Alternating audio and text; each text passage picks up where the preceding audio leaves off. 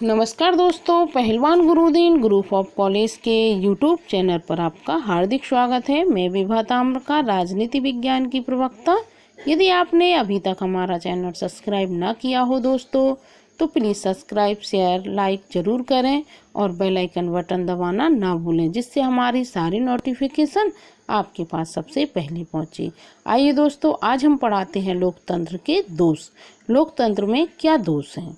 अभी हमने लोकतंत्र के लाभ पढ़ाए थे, गुण पढ़ाए थे, लेकिन अब पढ़ाएंगे हम लोकतंत्र के दोष। आइए लोकतंत्र के दोषों पर प्रकाश डालते हैं। यदि एक ओर लोकतंत्र के गुणों का विशद विवेचन किया जाता है, तो दूसरी ओर अत्यंत कटु शब्दों में इसकी आलोचना भी की जाती है। डेलीरेंड इसे दुष्टों का कुलीन तंत्र कहते हैं और एक विचारक इसको प्रजातंत्र, मृत्यु की ओर ले जा सकता है। प्रजातंत्र की आलोचना के रूप में निम्नलिखित विचारकों ने निम्नलिखित बातें कही हैं, जैसे अयोग्यता की पूजा, मूर्खों का शासन। आलोचक इसमें दोष कमी देखते हैं, कहते हैं अयोग्यता की पूजा और मूर्खों का शासन। लोकतांत्रिक शासन में इस सिद्धांत पर आधारित होता है लोकतंत्र शासन कि प्रत्येक व्यक्ति को केवल एक ही मत दिया जाना चाहिए, लेकिन योग्यता की दृष्टि से सभी व्यक्ति समान नहीं होते हैं और इस प्रकार लोकतंत्र में गुण की अपेक्षा संख्या पर अधिक बल दिया जाता है। इस संबंध में यूरोप के प्रसिद्ध विद्वान कार्यकाल ने कहा है कि विश्व में एक योग्य व्यक्तियों के साथ लगभग 9 मूर्ख होते हैं। विश्व में एक योग्य व्यक्ति के साथ लगभग 9 मूर्ख होते हैं और सभी को समान राजनीतिक शक्ति देने का परिणाम मूर्खों की सरकार की स्थापना होती है। इसमें लेकी लिखते हैं कि निर्धनतम, अनभिज्ञतम और अयोग्यतम लोगों की सरकार कहा जाता है। ये लोकतंत्र को क्या कहते हैं कि जो गरीब रहते हैं, अनभिज्ञतम रहते हैं, अनभिज्ञ व्यक्ति रहते हैं जो कुछ जानते ही नहीं, और अयोग्य रहते हैं जो बिल्कुल शिक्षित ही नहीं, ऐसे लोगों की लोकतंत्र में सरकार रहती है। लेकिन इसके अनुसार एक चिकित्सा, भवन निर्माण तथा शिक्षण की समान ही शासन कार्य में भी एक कला है, लेकिन लोकतंत्र में ऐसे व्यक्तियों के साथ में शासन शक्ति आ जाती है जो इस कला में नितांत अनभिज्ञ होती हैं। बहुत विचारकों ने आलोचना की है, जैसे न्यायाधीश जेम्स स्टीफन के अनुसार एक महान देश का अच्छे प्रकार से प्रशासन करने के लिए विशेष ज्ञान और उच्चतम योग्यताओं के निरंतर एवं समस्त प्रयोग की आवश्यकता होती है, लेकिन लोकतंत्र तो अज्ञानी, अप्रशिक्षित और अयोग्य व्यक्तियों की सरकारें होती हैं। तो इधर जेम्स स्टीफन ने भी यही मत दिया है कि लोकतंत्र में कुछ अज्ञानी व्यक्ति होते हैं, अप्रशिक्षित होते हैं और अयोग्य व्यक्ति होते हैं, और आगे चल के वही एक कुर्सी पर बैठ जाते हैं और जनता पे शासन करते हैं। जनता अयोग्य व्यक्तियों को ही अपना मत देती है और फिर उन्हीं के अनुसार कार्य करने लगती है। एक है फैगेट ने लोकतंत्र को अज्ञानता भरा शासन कहा है और H.G. वेल्स ने इसे बुद्धिहीन और अज्ञानियों का शासन कहा है। प्रोफेसर हर्षना ने लोकतंत्र जैसी होती है जिनकी नियुक्तियां विद्यार्थी की इच्छा से की जाती हैं और जिन्हें विद्यार्थियों की ही इच्छा से हटा भी जा सकता है। तो इन्होंने इस बात पर बल दिया है। ऐसी स्थिति में लोकतंत्र की अकुशलता का सहज से अनुमान लगाया जा सकता है। तो बहुत सारे विचारक इसकी आलोचना करते हैं। दल प्रणाली का अहितकर प्रभाव, ये इसमें कहते हैं जो दल प्रणाली होती है उसका अहितकर प्रभाव पड़ता है। जैसे इसमें कार्यकाल ने कहा है, राजनीतिक दल कुछ व्यक्तियों के लाभ के लिए अनेक का पागलपन होता है। इन दलों के कारण धूर्त और बकवासी व्यक्तियों के हाथ में शासन शक्ति आ जाती है। ब्राइस कहते हैं इसमें राजनीतिक दल कपट को उत्साहित करते हैं और स्वाभाविक आदर्शों को हीन बनाते हैं और राष्ट्र के जीवन में फूट डालकर फूट का माल बांट सकते हैं।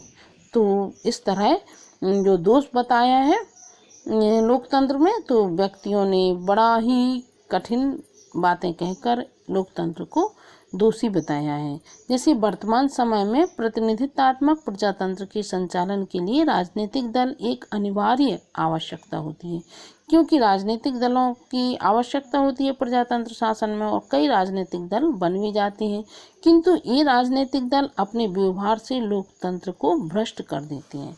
हर दल आते हैं और जनता में अपना अपना प्रभुत्व जमाते हैं। भ्रष्ट शासन व्यवस्था, इसमें ब्राइस कहते हैं कि राजनीति में धन का बल का शीर्षक अध्याय में कहा है कि धन और बल, ऐसे अनेक उदाहरण हैं जिसमें निर्वाचक लोग, विधायकों, प्रशासकीय अधिकारी और न्यायाधीशों, जो न्यायाधिकारी होते हैं, तक ने धन के लोभ में सम्मुख सिर झुका दिया हुआ कहते हैं। इन लोगों ने धन के आधार पर वोट बिक जाते हैं, धन के आधार पर एक भ्रष्ट सरकार हो जाती है। इसमें सार्वजनिक धन और समय का अपव्यय, इसमें लोकतंत्र अपनी प्रकृति से ही शीघ्र निर्णय के अनुकूल नहीं है, भारकर इसमें कहती है। और इसमें क्या होता है कि लोकतंत्र में धन और समय का अत्यधिक अपव्यय होता है। जिस कानूनों का निर्माण कुछ दिनों में किया जा सकता है और लोकतांत्रिक विधानसभाओं की लंबी और जटिल प्रक्रिया के कारण उन कानूनों के निर्माण में वर्षों लग जाते हैं और अनेक बार तो कानून पारित होने के तक कालातीत हो जाते हैं। मतलब इसमें धन का भी बहुत खर्च होता है और समय का भी बहुत समय लगता है इन चीज़ों में। और फिर वह कहते हैं सर्वतोमुखी प्रगति की असंभावना। इसमें क्या है कि वंश लिखते हैं कि प्रजातंत्र जिस सभ्यता को जन्म देता है वह दूषित, साधारण एवं मंद होती है। सन हेनरी मैन और लीवान के द्वारा भी इसी प्रकार का विचार व्यक्त किया गया है कि इसमें व्यक्ति की प्रगति असंभव हो जाती है, जबकि लाभ में यह बताया गया है कि लोकतंत्र में व्यक्ति के सर्वाधिक हित सम्मिलित होते हैं, जबकि इसमें दोषों का वर्णन किया है। लोकतांत्रिक समानता एक भ्रम है। वह कहते हैं आलोचक कि लोकतांत्रिक समानता एक भ्रम है। लोकतंत्र को समानता के आदर्श पर आधारित कहा जाता है, किंतु व्यवहार में ऐसा नहीं हो सकता है। लोकतंत्र में चुनाव के द्वारा ही राजनीतिक शक्ति प्राप्त हो पाती है और व्यवहार में चुनाव कार्य इतना अधिक मतलब व्यय साध्य हो गया है कि एक निर्धन व्यक्ति चुनाव में खड़े होने और विजय प्राप्त करने की कल्पना भी नहीं कर सकता है। इसके अतिरिक्त जब अधिकतर धनवान ही विधानसभाओं के लिए निर्वाचित होते हैं तो कानूनी निर्माण भी वर्ग विशेष के हित साधन के लिए ही किया जाता है। प्रजातांत्रिक समानता एक भयानक प्रपंच मात्र रह जाता है। इसमें अनुत्तरदायी शासन हो जाता है। लोकतंत्र की प्रवृत्ति सार्वजनिक मामलों में एक जैसी आविचार, एक ऐसे असमंज, एक जैसी पागलपन के प्रदर्शन की ओर होती है जिन्हें उसका कोई सदस्य अपने व्यक्तित्व मामलों में प्रदर्शित करने का स्वप्न नहीं देख सकता है। राजनीतिक शिक्षा का दम्भ भी हो जाता है। मतदाताओं की उदासीनता भी रहती है। पेशेवर राजनीतिज्ञों का विकास होता है। फिर इसमें युद्ध और संकट के समय निर्बल हो जाती है। तो यही है कि लोकतंत्र में जो होता है, इन्होंने आलोचकों ने बहुत इसकी आलोचना की है और बहुत दोषों का प्रभाव डाला है। आशा करती हूँ दोस्तों आपको दोष भी समझ में आ गए होंगे, लोकतंत्र में कितने दोष हैं।